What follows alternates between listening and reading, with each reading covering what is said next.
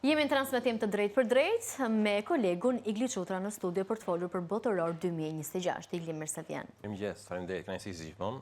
Një moment shumë i rëndësishëm ky për futbollin. Edhe do doja një përshkrim të përgjithshëm të këtij eventi futbollistik dhe më pas do të ndalemi në detaje. Për mendimin tim është eventi më i rëndësishëm. Për vetë historinë që mbart, një kompeticion i cili mban të mbërthyer në stadium dhe pranë ekranit të madhe të vogël, burra, gratë, moshuar, fëmijë. Unë Megi u bë vite që nuk njoh një person që mos ketë parë paktën një ndeshje, një finale të Kupës së Botës, që thotë është eventi unik, event historik që mbledh vëmendjen e të gjithë sportdashëve dhe jo vetëm, pra, edhe ato që nuk janë sportdashës, një herë në 4 vite do emocionet e botrorit i mbërthejnë, arrin të bëhen pjesë e Kupës së Botës. I tillë do jetë ky botror, një botror me shumë specifika, botror me shumë risi.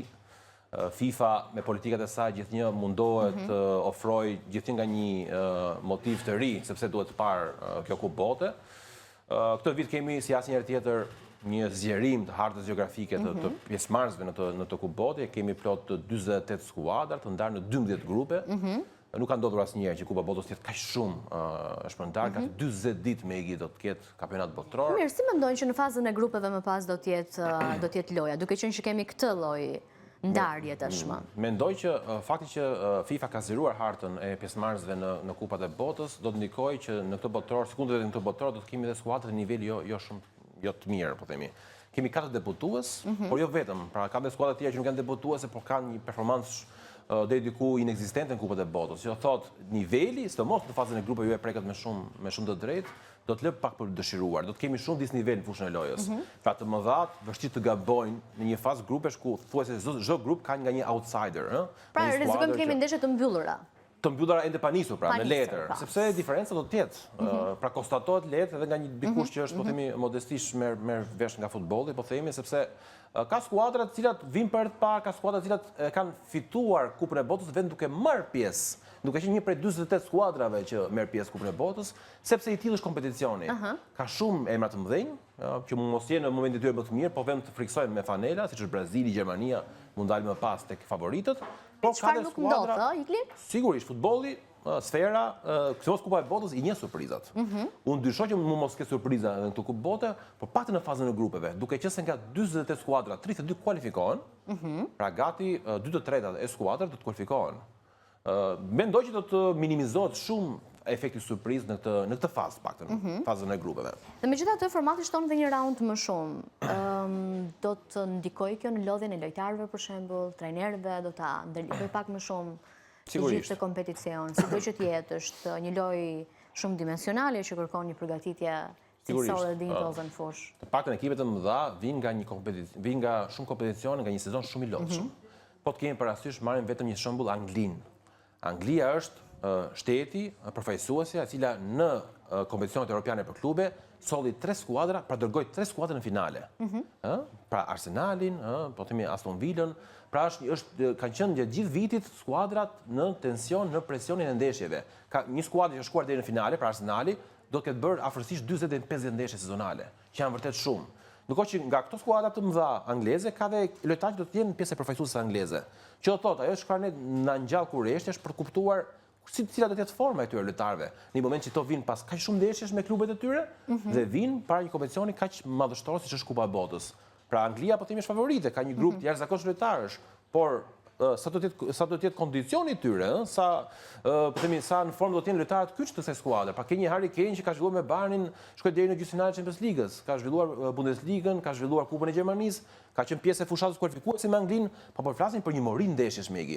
Që do thotë, unë dua të kuptoj tani si do të jetë Harry Kane në Korik, në Florida, 40 gradë Celsius. Po pra, këtë do pyesja, ndarje në 3 vende gjigante, nga Meksika tek temperaturat klimatike të pa përballueshme tek Shubaja me stadiumet mbyllura kam përshtypjen atje. Me sa protokolle të jashtëzakonshme. Pra unë e pash botrorin për klube vitin e kaluar, ndeshjet shkonin nga 4 orë, sepse fillonin në orën 10 të darkës, 1 orë ndërprerje po bite një rufe, 1 orë pushim, ktheheshin prap, pra që do thotë Amerika ndoshta nuk është e vendi dur, se nuk është sporti, futbolli nuk është sporti numër 1, por dhe për Amerikën dhe për të gjithë, edhe Infantino e tha, presidenti i FIFA-s, që kjo nuk është reklamë më e mirë që Amerika më në fund ta përqafoj soccerin, futbollin e saj, sepse është një sport që ende nuk ka ardhur në kulturën e sportdarëve amerikanë.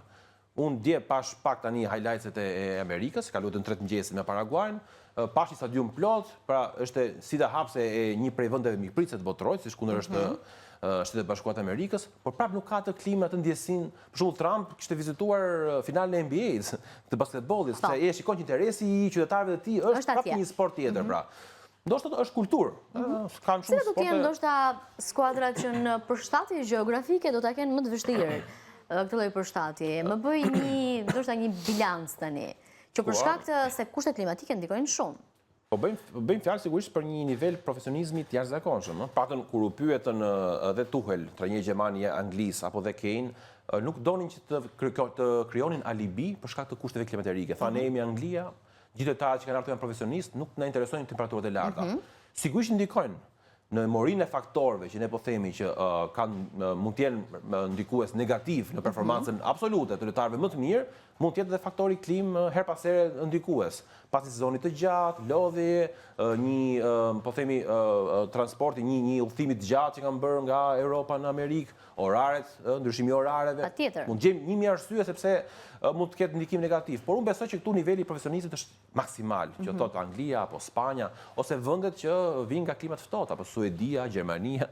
Mund të kemë pak probleme, por gjithsesi unë mendoj që do ta tejkalojnë këtë gjë, sepse janë skuadra me lojtarë përbërje nivel jashtëzakonshëm. A mendojnë që skuadrat e Amerikës së Veriut, SBA, Meksika favorizohen apo penalizohen në këtë kampionat? Po, se presioni është aq sa pozitiv, aq sa negativ. Do doja parashikimin tuaj personal. Mendoj që në këtë rast favorizohen, se nuk janë skuadra të një niveli, pa nuk kanë petkun e skuadra favorite. Nuk kanë patur asnjëherë këto 3 skuadra. Nuk e kanë as të vit, por ndaj them që fakti që luajnë në shtëpi, i pam, pa të treja skuadrat e kanë zhvilluar ndeshjen e tyre hapse. Meksika fitoi 2-0 me Afrikën e Jugut, me një Azteca që është një stadium epik, prej gati 80.000 vendesh. Faktori determinues që çoi Meksikën te fitore ishte pikërisht fakti që luante në tempullin e futbollit botëror.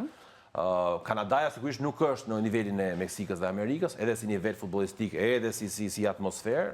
Luate në një ambient në Toronto, një impiant me afër 30.000 ulsesh. Barazoi 1-1 me Bosnjën brëm, ndërkohë që Amerika e nisi shumë mirë duke fituar 4-1 me Paraguayin, që do thotë faktori fush, faktori shtëpi pra që luajnë përballë publikut të tyre do të jetë favorizues, ndihmues për të 3 skuadra të patën për të kaluar fazën e grupeve. Nuk shikoj që as Amerika, Kanadaja apo dhe Meksika të shkojnë më shumë se sa faza e grupeve. Dhe me skemën e re, ndeshjet do të zgjaten dhe më shumë pa diskutim. Cilët janë favoritët që mendojnë që do të rezistojnë një kohë kaq të gjatë në lojë dhe që do të bëjnë ndoshta dhe favoritët personal tuaj, pa marrë parasysh feedbackun e skuadrave më të mira? Do të jetë fakt një përgjigje që do të marrë më shumë formë në moment që do të shikojmë të gjitha skuadrat, të parkalojnë në tapetin e blertë. Kemi parë deri tani thuajse asnjë big. Do ta nisim sonte në mbrëmje me Brazilin, që mund të jetë skuadra e parë favorite që do të zbresë fushën e lojës. Deri tani nuk kemi parë të mëdhenj, po themi që të na japin atë ndjesinë e parë se si është forma e tyre. Në letër, nëse flasim gjithmonë në letër, unë besoj që do të jetë një kompeticion që do të rikthejë trofeun në Europë. Pra kemi Argentinën fituese në fuqi, 4 vite më parë në Katar, por besoj që ekipet europiane janë disi në nivel më të lartë, vinë disi më mirë, sepse dhe Argentina dhe Brazili nuk janë ekipet më të mira të mundshme. Argentina vjen me petkun e fitueses, në gjykimin tim ka të vështirë ta ruaj kurorën, për shkak sepse Messi është 4 vite më i madh, është një trajner, ambicia apo uria nuk është ajo e 4 viteve më parë, ka ndikon shumë në futboll sot. Pra Argentina para 4 viteve nuk ishte favorite për ta fituar, por kishte një uri të jashtëzakonshme për të. Se mendon që nuk e ka tani? Vështirë, me këtë grup lojtarësh, po sepse vjen pasi trofeu, pra aritit e thiu tabun, e riktheu trofeun. Në futboll edhe 100 trofe të kesh, do duash të 101. Unë e shikoj me koeficient të lartë vështirësie, jo të pamundur. Pra Argentina, Gjermania, të gjithë skuadrat që nuk janë në fazën e parë. Përballjen e fortë të Argentinës, për shembull, që nuk e shikon si me ekipet europiane. Në gjykimin tim, pra ato që do të thoja është që ekipet europiane, të paktën Spanja dhe Franca janë nivel më të lartë. Teorikisht, me sa kemi parë Spanjën 2 vite më parë kur përcollëm Europianin, që është skuadra dominuese, në skuadra jo me shumë yje, ndryshe nga Spanja që jemi mësuar Spanja 2010 me ato ajkën e artë lojtarëve të Barcelonës, por është një Spanjë që është shumë mirë kompozuar në fushë. De La Fuente është trajner që ka dhënë maksimumin i idetë të tij dhe ka bërë një skuadër homogjene, një skuadër që jep të mirën. Pra nuk është me Spanja e bukur për të parë, por Spanja pragmatiste që arrin të marrë rezultatin. Në krahun tjetër kemi Francën. Franca mund të jetë e keqja vetës vetë, se Franca po ta marrësh tek e tek, lojtarët një nga një në fushë dhe po ta krahasoj me gjithë skuadrat e tjera, skuadra më e mirë. Është skuadra që arrin të formojë gati 2 formacione që do të ishin formacionet bazë në çdo kombëtare. Kjo thotë Franca për mua, fakti që ka dalë 2 finale rresht radhazi në Kupat e Botës, ka fituar 1, ka humbur 1, në këto 10 vite Franca është skuadra që ka dominuar futbollin botror. Dhe nuk e shikoj që mund mos ta bëj prapë këtë vit. Pra, me Deschamps që është në aventurën e tij të fundit me Francën, besoj që mund të jetë një pretendente.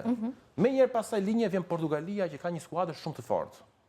Jo vetëm Cristiano Ronaldo aty, por janë paktën 3 lojtarë të Paris Saint-Germain që është skuadra që u shpall kampion e Europës për nivel klubesh. Pra, Neves aty, është Mendes, Vitinha, që besoj që është një bosh shumë i rëndësishëm për një skuadër që mund të shkojë lart. Nuk e ka petkun e skuadrave tjera, nuk ka qenë kampione më parë, vetëm një herë shpallur kampion e Europës, nuk është skuadër që është mësuar me trofe, por kur mos thuaj kur, mund të kemi një kampion e tre. Cilat do të ishin përballjet më të forta?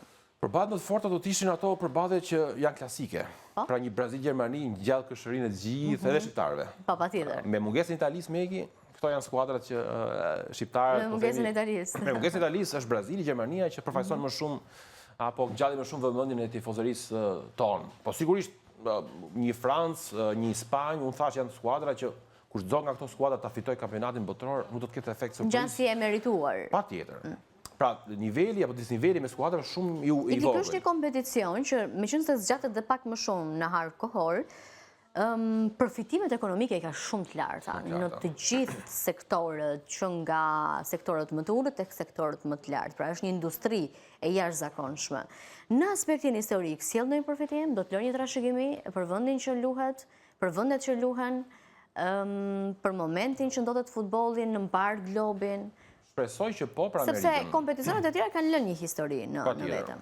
Është investuar pa fund. Amerika nuk e di sa miliarda dollar po flitet tani që investime, por ka një kosto të madhe për ato për cilët bëhet futbolli, për njerëzit, për popullin. Ju e keni ndjekur besoj me interes se çfarë ka ndodhur mos 2 javët e fundit para nizës botrorit, polemika pa fund të njerëzve, të qytetarëve, të sportdarësve, për shkak biletave të shtrenjta. Çfarë është folur, më trego pak? Është folur për çmime marramëndse, çmime që nuk justifikojnë edhe Kupën e Botës. Pra në rast se ty bileta për një ndeshje të grupeve të shkon $500 deri $1.000 apo dhe më shumë, se po flasim që patën në nivel gjysmëtar finale do të kapim edhe me 4 shifra. Patjetër. Pra do të kemi edhe bileta që shkojnë $10.000, që është një shifër që nuk e justifikon. Pra jashtë çdo lloj standardi edhe për amerikanët, që janë duke polemizuar me ato që po themi vendosin politikat e tilla, jo vetëm për futbollin, edhe në basketboll është një problem.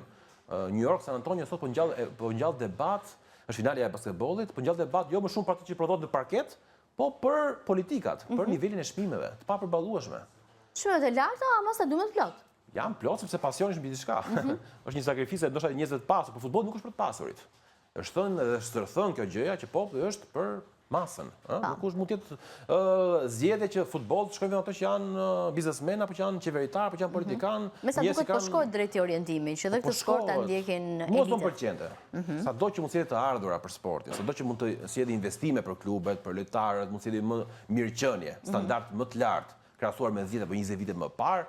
Unë nuk do të dëshiroja që sporti, fokusi, loja më e bukur në botë, të kthehej vëmendja tek njerëzit cilët kanë tjetër standard nga njerëzit e thjeshtë. Është për masën futbolli. Dhe çdo lloj sporti, jo vetëm futbolli, Po nëse flasim për një lojë, e cila është loja që ka mbajtur të mbërthyer njerëzit me shekuj, pra një lojë e cila na ka bërë ne të jemi gjithmonë përpara saj, përpara ekranit, duke u dhënë emocionalisht. Pra futbolli është një lojë e cila patën kupat e botës. Unë aq sa kam parë, pra 4, po themi që kam filluar të shoh që kanë 98-a, Francë 98 tani, i kam ndjekur me një adrenalin të jashtëzakonshme. Më shkruaj një kuriozitet, a pritet që është ekonomikisht do jetë më lart se kompeticionet e tjera? Patjetër, sepse ekonomia ka ecur shumë, dhe shifrat tani janë në tryez. Shumë thuan, shumë jo. Në aspekt shikueshmërie, ky sport që mbledh shikueshmërinë e gjithë botës, a ka trend rënje si çdo sektor tjetër që ka një luhatje të ndjeshme? Apo? Ndeshja më e shikuar e historisë futbollit është ajo finale 4 vite më parë, Argentinë-Francë në Katar. Argentinë-Francë në Katar. Po, që thotë se nëse finalja që do të provojnë, do të parë çifti finalist. Do të parë çifti finalist kush është. Sa ishte ndjekur? kishte kapur shifrat, mos gaboj, 2 miliard apo 3 miliard ishte rekord. Tani në bazë të kësaj ndeshje, në bazë të kësaj ndeshje, finalja do të shkohet edhe Suria e Kupës së Botës në Amerikë tani. A do të gjallë interesat, do të gjallë interesat. Deri tani ka shumë pakënaqësira. Kjo më shqetëson. Pakënaqësi për biletat, pakënaqësi nga ekipet për çështjen e vizave, pakënaqësi për politikat e Trumpit. Politika në këtë rast, edhe konflikti SBA-Iran, do po ndikon. Prodhon më shumë lajm tani që nuk ka filluar ende ndeshjet e nxehta, po themi, po prodhon më shumë lajm për Kupën e Botës se çfarë thot Trumpi për Iranin, sa pakënaqësi ka Irani se çfarë prodhohet fushën e lojës. Kjo mund të jetë një gjë ndikuese tek shkueshmëria apo tek numrat në fund. Uroj dhe shpresoj që jo, sepse ky kompeticion është dhe më i gjati, është më investuari, edhe ekonomikisht. Dhe unë besoj që rezultati do të jetë maksimal në fund. Por ne nuk na interesojnë vetëm numrat në fund, na intereson dhe kozgjatja. Pra sa ndiqet në kozgjatje, sa temp ka, sa zjarr ka për të ndjekur skuadra. Do bëjmë një analizë për këtë pikë pas pak, sepse do shkojmë Igli shkurtimisht në publicitet, rikthehemi sërish në studio.